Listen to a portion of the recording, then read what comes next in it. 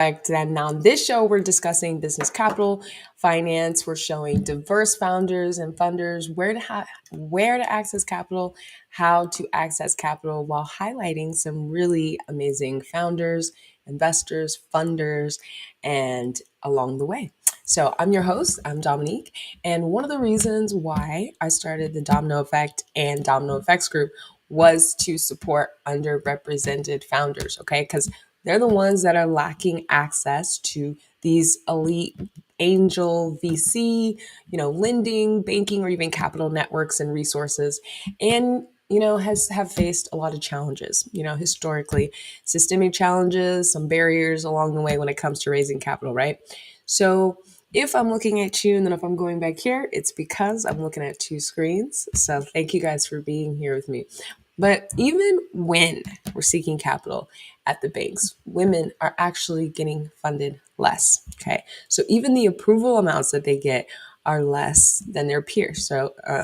Than males. So, and I met a lot of dynamic women in business. I met a lot who are generating revenue, a lot of really amazing, innovative startups who were denied from traditional banks, and then also didn't know how to navigate, right?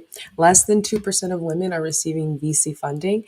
And there are resources like pitch competitions, and I've been involved in some of those myself. They're great. And, but we also know that these competitions, we need more, right? Grants, they're great, but we also need more, right?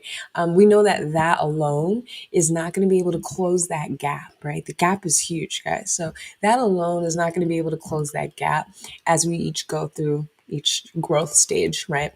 So, but I believe in the power of preparation, utilizing the system of preparation to leverage opportunity. Because then when you combine that, right, with substantial funding, at early stages and even at, as you're growing and you're scaling, then you can really create this diverse ecosystem, right, that pulls together and pulls from all of these resources and networks.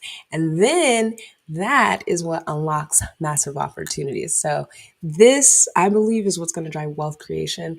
I believe it's going to drive economics. So let's get excited about economics, right? And drive some money into the communities for founders and funders, okay? So it is my hope, my sincerest hope here, to highlight some of these amazing women and exceptional founders. We can learn from them, learn from the funders, and use our capital, use our resources and networks and expertise to really help scale businesses and create maximum impact. So my goal here with this platform, guys, is to help you, to help founders get funded. I want to utilize that system of prep, right? So that you can take that opportunity.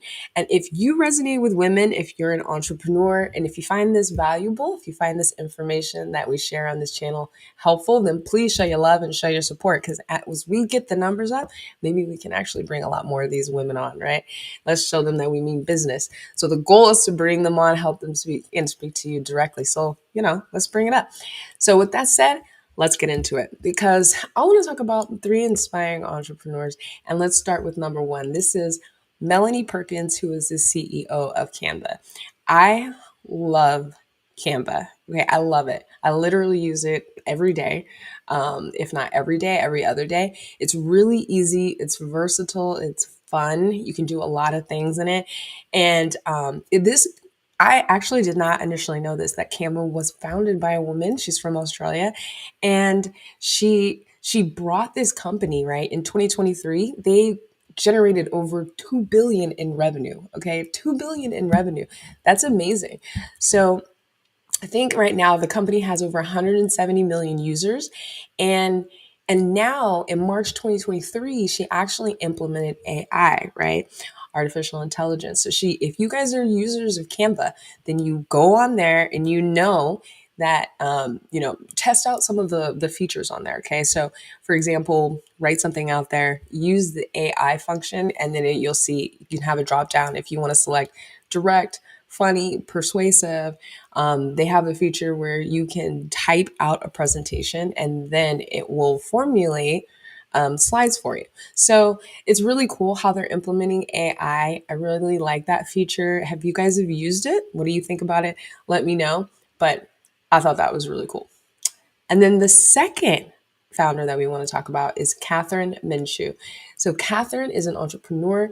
She's an author. She's an investor. She spent a decade, right, building this like human future of work, guys. Okay. So she founded this company called the Muse, right? And the Muse was for professional women, right? She saw this need and she was dedicated to helping women really discover, where their passions were when they were searching for jobs. And I believe from what I read, when she was initially out looking for a job, it was frustrating for her, right? Because there weren't really a lot of resources available online.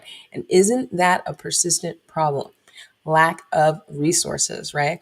So she stepped in, right? She saw a need, and she stepped in, she filled it, and she was able to help these modern professional women, really focus on things that they cared about. Like she created this platform. She took from 0 to 70 million users, guys. Okay. It's pretty amazing what she did.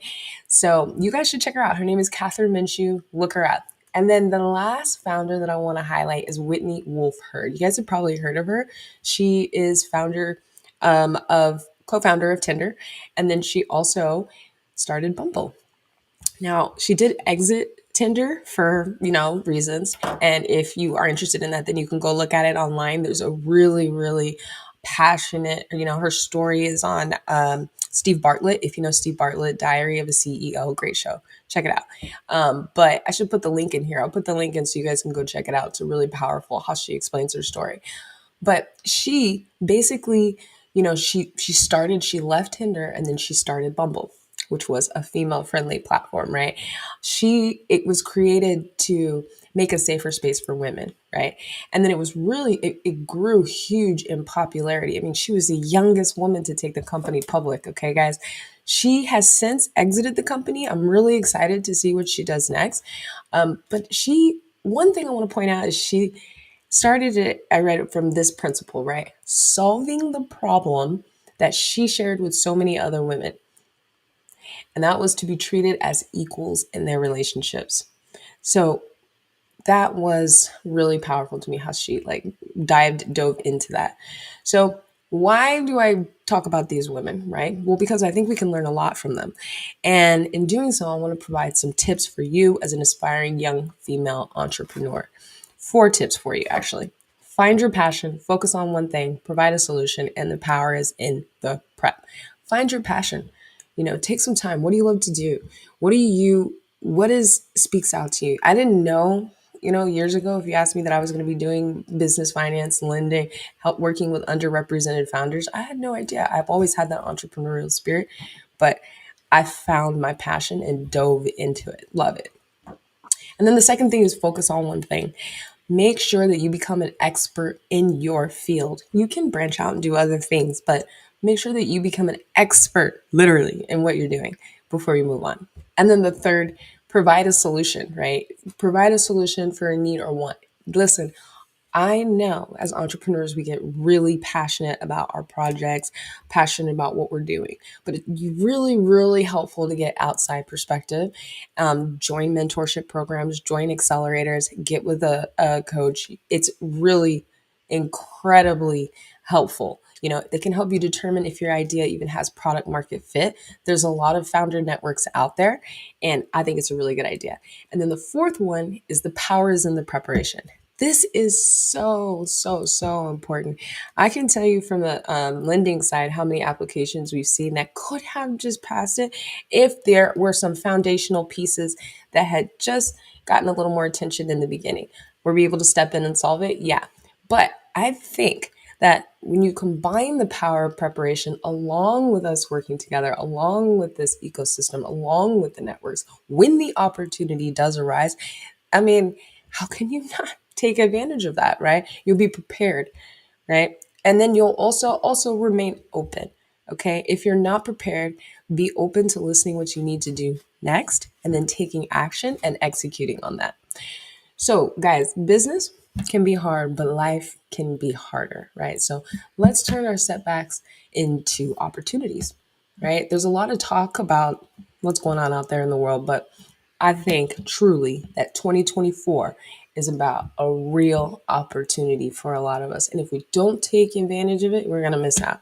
So, why did I talk about these women? Because we can learn from them, right? These women, I'm sure on the list, will tell you that they experienced so many challenges and failures, and clearly their stories were not an immediate success. They have really interesting stories. I encourage you to go look them up. But they faced challenges along the way, but I think it's important to remember that they still kept going the course, and they have networks that they reached out to and resources that they utilize. So one other thing I want you to remember is consider a no from an investor, or when you do a pitch, don't get as pissed off, right? Consider that as like an opportunity to just recraft, go back, pitch to someone else. Maybe you might even get double the funding, but you got to go back, reevaluate what you're doing, or even get with a coach, right? Get with that accelerator, reevaluate. And yes, silence is a no. Trust me, I know that too. But I've been there, guys, okay? So it's okay. So all you need is more time. You're not alone. You need more time to get your business off the ground, maybe more time to perfect your product, or maybe more time to generate revenue, maybe more time you need to generate clients, or whatever it takes, right? So, but trust me, overcoming these challenges is really what's going to help you become successful, and then, also make your story so much better. So that's it for today, guys. Thank you so much for coming and joining. And if this information resonates with you, then please like, share, and subscribe. If you're a female founder, then reach out, because we'd love to hear your story. But that's it for today. Like I said, thank you. I'm Dominique, and see you next time.